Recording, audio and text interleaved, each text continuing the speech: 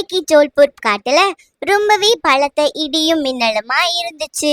ராணியும் காலுவும் தனக்கு தேவையான உணவை எடுக்கிறதுக்காக அந்த மலையிலையும் போனாங்க. அவங்க போனது ஒரு சோளக்காட்டுக்குள்ள. அந்த சோளக்காடு ஒரு பயங்கரமான கழுகோடுது. இருந்தாலும் தைரியமா அங்க ராணியும் காலுவும் சாப்பிட ஆரம்பிச்சாங்க. ராணி, நாம இப்படி வந்து சாப்பிட்றது மட்டும் அந்த கழுகுக்கு தெரிஞ்சதுன்னு வச்சுக்கோ, இன்னைக்கு அதுக்கு சாப்பாடே நாம தான். என்னமோ எனக்கு பயமாவே தான் இருக்கு. ஐயோ, சுத்தி பாருங்க காலு, யாருமே இல்ல. அப்படியே அந்த கழுகு வந்தா கூட நாம சீக்கிரமா இங்க இருந்து பறந்து போயிடலாம். அந்த கழுகு என்ன நம்மளை விட அவ்வளோ பெரிய பலசாலியா இருக்க போகுதா என்ன? ராணியும் காலுவும் சாப்பிட்டுக்கிட்டு அவங்களுக்கு தேவையான சோள கதிர்களையும் எடுத்துட்டு தங்களோட வீட்டை நோக்கி பறந்து போனாங்க. அப்படி போற வழியிலேயே தன்வி குருவி காலு ராணியையும் கூப்பிட்டுச்சு. என்ன தன்வி, நாங்க வேற சீக்கிரமா வீட்டுக்கு போகணும். இப்ப வேற நீ என்னமோ பேசணும்னு கூப்பிட்டுருக்கியே, சீக்கிரமா சொல்லு, மழை வர்றதுக்குள்ள நாங்க போகணும். ராணி அக்கா, நான் காடு முழுக்க தேடி அலைஞ்சிட்டேன். இந்த மழை காட்டுல என்னால தேடி உணவை எடுக்க முடியல. தயவு செஞ்சு எனக்கு கொஞ்சம் சோளக்கதிர் மட்டும் கொடுங்க. என்னோட பொண்ணு தியா ரொம்பவே பசியில இருக்கா, எனக்கு உதவுங்க அக்கா. தன்வி குருவி அப்படி கேட்டதுமே ராணிக்காக சொல்லிச்சு.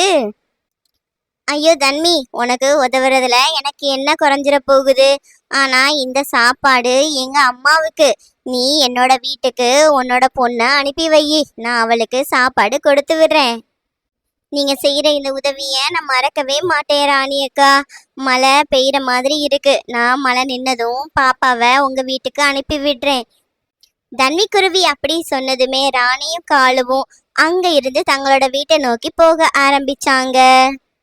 கொஞ்ச நேரத்திலேயே கருமேகங்கள் போய் மழையெல்லாம் நிக்க ஆரம்பிச்சுது. தன்வி குருவி தியா குருவிட்ட சொல்லுச்சு. தியா செல்லம், ராணி அக்கா உனக்கு சோளம் தரதா சொல்லியிருக்காங்க. நீ போய் ராணி அக்காட்ட சோளத்தை வாங்கிட்டு வா.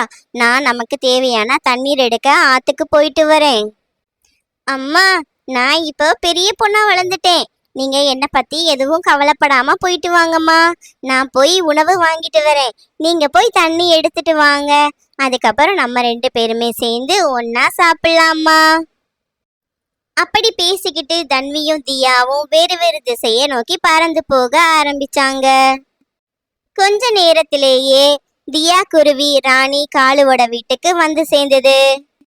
காலு ராணியோட வீட்டுக்கு வந்த தியா குருவி காலு ராணியை கூப்பிட்டுச்சு. காகங்களும் வெளியே வந்துச்சு. ராணி ஆண்டி, அம்மா கிட்ட நீங்க சோள கதிர் கொடுக்கறேன்னு சொன்னீங்கல்ல, அந்த கதிரை நான் வாங்க வந்திருக்கேன். நீங்க என்கிட்ட தாங்க ஆண்டி, நான் வீட்டுக்கு போகணும்.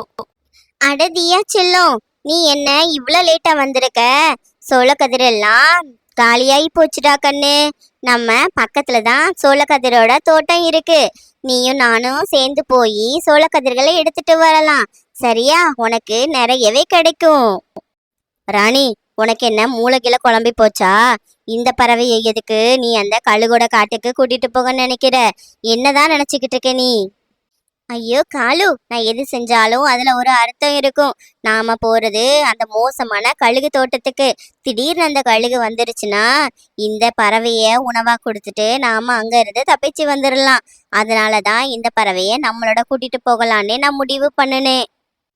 வரே வா, நினைச்சேன் நீ எதுவும் காரியம் இல்லாம பண்ண மாட்டியேன்னு. சரி வா, போய் நம்ம அந்த காட்டுல சோளம் எடுத்துட்டு வரலாம். அப்படி பேசிக்கிட்டு 3 பறவைகளுமே கழுகுட தோட்டத்துல போய் சோளத்தை சாப்பிட்டுக்கிட்டு இருந்தாங்க. அந்த சோளம் தியா குருவிக்கு ரொம்பவே பிடிச்சிருந்துச்சு. அவங்க சாப்பிட்டுக்கிட்டு இருக்கும் போதே அந்த மோசமான கழுகு அங்க வந்துருச்சு. 2 காகங்களுமே அங்க இருந்து தியா குருவியை விட்டுட்டு ஓடியே போயிருச்சு. ஏ குருவி, உன்னை பார்த்தா எறும்பு மாதிரி இருக்கு, ஆனா உனக்கு எப்படி இவ்வளவு தைரியம் என்னோட காட்டுல வந்து என்னோட சோளத்தை சாப்பிடுறதுக்கு? ஐயோ கழுகு மாமா, எனக்கு இது உங்களோட தோட்டம்னு தெரியாது. ராணி ஆண்டி தான் சோளம் தரேன்னு சொல்லி கூட்டிட்டு வந்தாங்க, என்ன விட்டுருங்க. தியாவும் கழுகும் பேசிக்கிட்டு இருக்கத தண்ணீர் எடுக்க போன தன்வி குருவி பார்த்துருச்சு. அது வந்து தியா குருவி கிட்ட என்ன நடந்துச்சுன்னு கேட்டுச்சு. அதுக்கு கழுகு அங்க நடந்த எல்லா விஷயத்தையுமே ஒண்ணு விடாம சொல்லிருச்சு. இத கேட்டுட்டு தன்விக்குருவி ஒரு முடிவுக்கு வந்துச்சு. அது சொல்லுச்சு, கழுகண்ணா, நடந்ததை வச்சு பார்க்கும்போது அந்த காகங்கள் தான் இதுக்கு காரணம். நம்ம 2 பேரையுமே இப்படி மாட்டி விட்டு வேடிக்கை பார்க்குது. என்ன குருவி சொல்ற? இதுக்கு மட்டும் அந்த காகங்கள் காரணமா இருந்துச்சுன்னா அந்த காகங்களுக்கு மறக்கவே முடியாத அளவுக்கு தண்டனை கொடுப்பேன். அப்படி சொல்லிட்டு தன்விக்குருவியும் கழுகும் காகங்களோட வீட்டை பார்க்க போச்சு. காகங்கள் சோளத்தை சாப்பிட்டுட்டு நிம்மதியா தூங்கிக்கிட்டு இருந்துச்சு. இத பார்த்துட்டு கழுகுக்கு ரொம்பவே கோபம் வந்துருச்சு. தன்னோட சோளத்தை திருடி சாப்பிட்ட காகங்களுக்கு தோட்டத்திலேயே வேலை கொடுத்து ரொம்பவே கொடுமைப்படுத்துச்சு.